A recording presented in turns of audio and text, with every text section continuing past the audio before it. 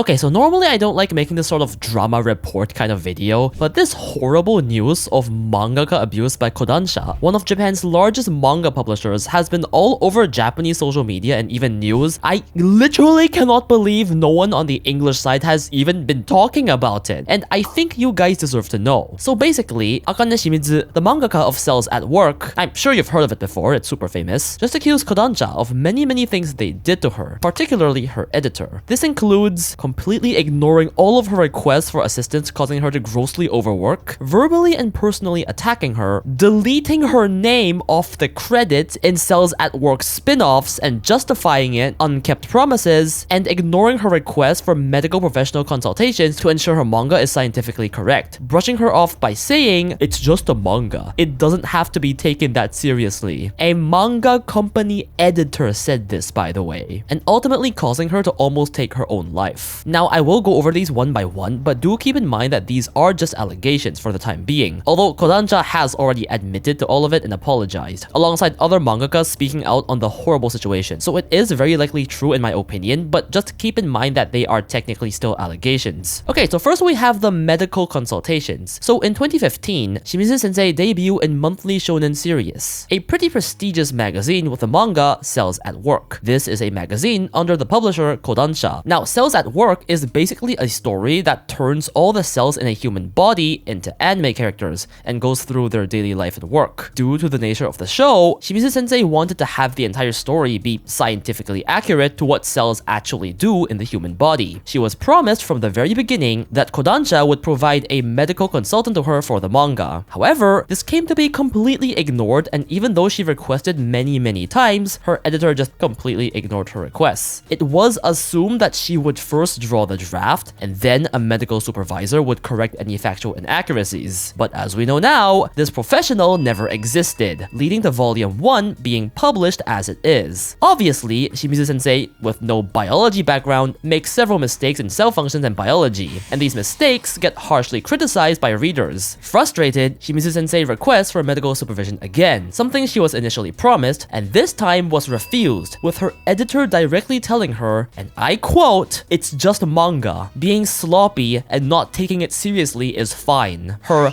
manga editor said this to a mangaka doing manga out of passion in a manga publishing company. Shimizu sensei, however, would not let this slide and started buying medical reference books at her own expense with her own money to ensure her cell functions are biologically accurate, while no medical supervision was ever given. She requests this several times over the next few years, but is always ignored or refused. This introduces a huge workload on her because manga deadlines and mangaka work life is already a hell of its own. But having to read medical books with no background and ensure all your facts are accurate is insane. The thing is, these accuracies played an integral part of not just making the manga, well, succeed, but also help many kids become interested in and learn cell biology and earned worldwide praise for it. Shimon Sakaguchi, a Nobel Prize winner in medicine, chose a Cells at Work manga to donate to the Nobel Museum in Stockholm as a keepsake. This is literally the person who won a Nobel Prize through cell research. Many official medical institutes publicly praise and recommend Cells at Work for learning, including the Tokyo University of Pharmacy and the Niigata City Medical Association. The manga also collaborating with Tokyo Endovascular Challenging Conference to produce teaching tools at med school. Moreover, many parents, Japanese med students, university pharmacy departments quote Cells at Work as their inspiration, with some footnotes even reaching med school exam level detail. This is the kind of stuff, the impact, that a leading manga publisher editor failed to see. And not just that, but degraded the mangaka for wanting to be accurate. It's so disrespectful to manga as an editor. But it only gets worse from here. Alongside the request for medical supervision, Shimizu sensei also from the early stages requested professional assistance because she was already overworked as fuck. Again, ignored. She had to resort to hiring a few of her former classmates to help her out. But even they weren't willing to do everything, and this could only cover so much. So she just constantly pulled all-nighters to finish chapters. Despite this, in 2016, some Some readers noticed her declining art quality in the manga and blamed her for over-relying on assistants. Now, again, this is technically not the reader's fault because they didn't know what was going on in the background. Technically, you could say they're asses, but yeah. It was at this point that, again, to fix these issues, she requested for assistance so she could actually have a manageable workload. But her editor dismissed and criticized her, saying, "A person with your personality only knows how to blame others. No matter who you do it with, the end result will always be the same." Shimizu sensei was already so stressed back in 2015 when having to deal with the medical books thing that she developed trichotillomania, a mental health condition that involves an irresistible,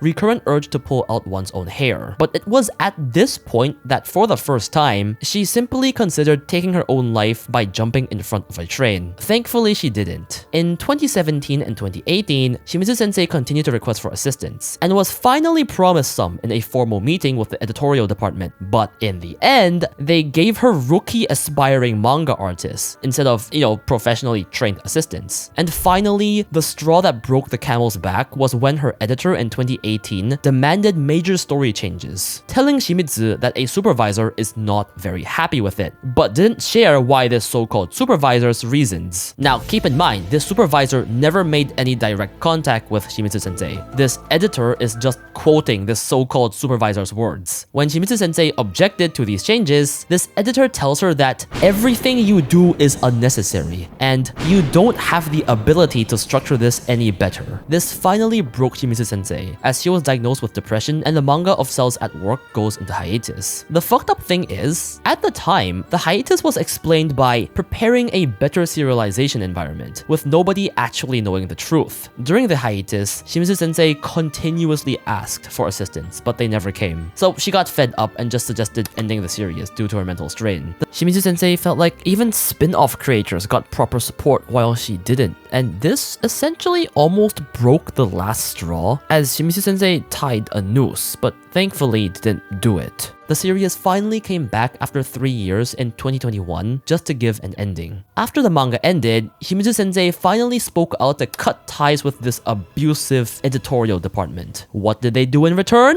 They tampered with credits! In certain spin-offs of Cells at Work afterwards, they literally changed the credits from original work, Akane Shimizu, which is usually on every original manga/anime, to cooperation, Shimizu production. But even worse, she found out recently that in the Cells at Work encyclopedia, her name was entirely removed and replaced with the serious editorial department's name. She only discovered this by herself 7 years after the book was published, with no one telling her. And when she contacted the department to ask about this, they told her that her name was removed so she wouldn't be blamed for errors given her dissatisfaction with the medical supervision. They removed the original author's name from the credits for a reason like that. What's also pointed out by Japanese fans and very fucked up is, since they removed/changed her name in the credits, they most likely did not pay her the royalty fees that she should have gotten from these works. But this allegation was never directly made by Shimizu sensei herself, just an interpretation by fans, albeit a pretty reliable one, since other mangaka have also mentioned this. After enduring for so long, Shimizu sensei finally revealed everything in a long string of Twitter posts on July 1st, which is where we are now. In a few days, Kodansha, specifically the serious editorial department, issued a public apology to Shimizu sensei, and basically admitted to everything she accused them of. To be specific, they claimed that they could not appropriately implement the establishment of a medical supervision system, or the construction of an appropriate art production environment. For some spin-off works and media adaptation derivative publications after serialization, there were items for which the mangaka's prior confirmation was not appropriately carried out regarding credit notation, and that these deficiencies in the editorial department's management system and inappropriate handling caused Shimizu sensei great stress. They also claim that the editor in question has already been removed from Miss Shimizu's charge, and that they were in discussions with Shimizu sensei to settle past circumstances, to which Shimizu sensei also confirmed. What discussions? We don't know. Japanese fans are enraged at the entire situation at Kodansha, as it showed how fucked up one of the biggest manga publishers were. But they were also enraged at the apology letter because it didn't do anything. A random text apology from a big company means nothing realistically, but more importantly, people pointed out that this certain editor that made Shimizu sensei's life hell was only removed from Shimizu sensei's charge. Like, they didn't even fire or punish him/her or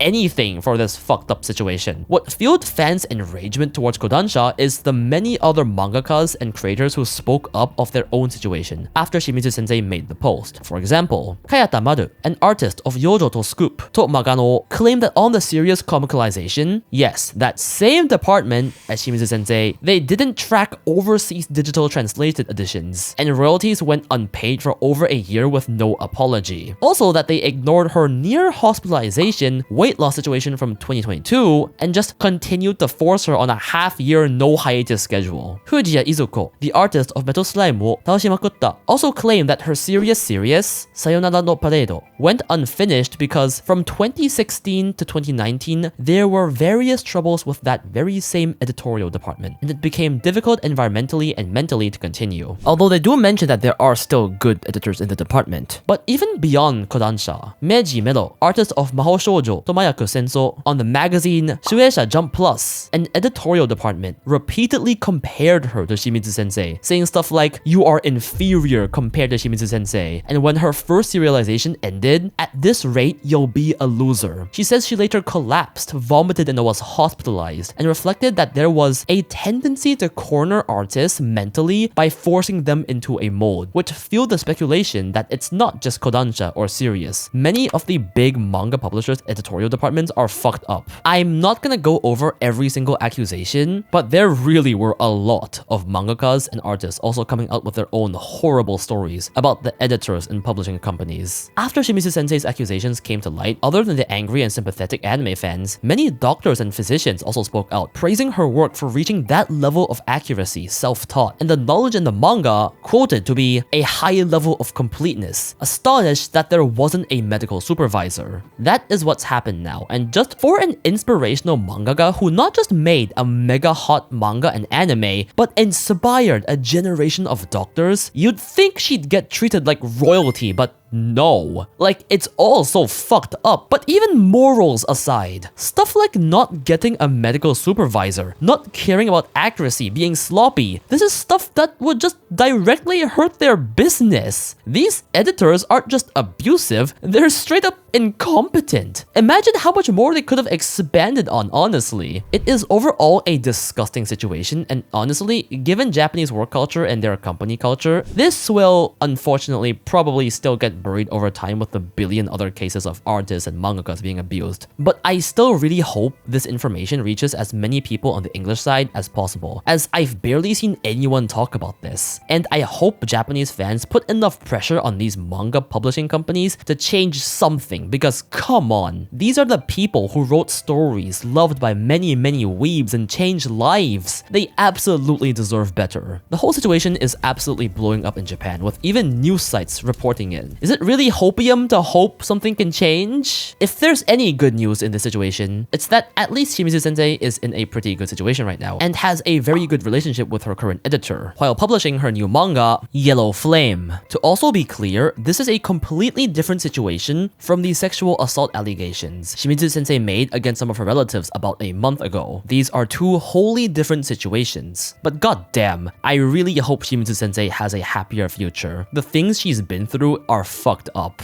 Unlike my usual videos, this is still a very recent event, so if there are any big new updates, I'll post all of it in a pinned comment. I hope I've managed to inform you guys of this fucked up situation, and I hope Shimizu sensei and all the other creators involved get the justice they deserve. Special thanks to Vicente Bugani and all my patrons and members for supporting me. Check out my Patreon if you're interested. New exclusive videos every month. I also stream on Twitch. Thanks for watching, and I'll see you guys next time. Bye bye!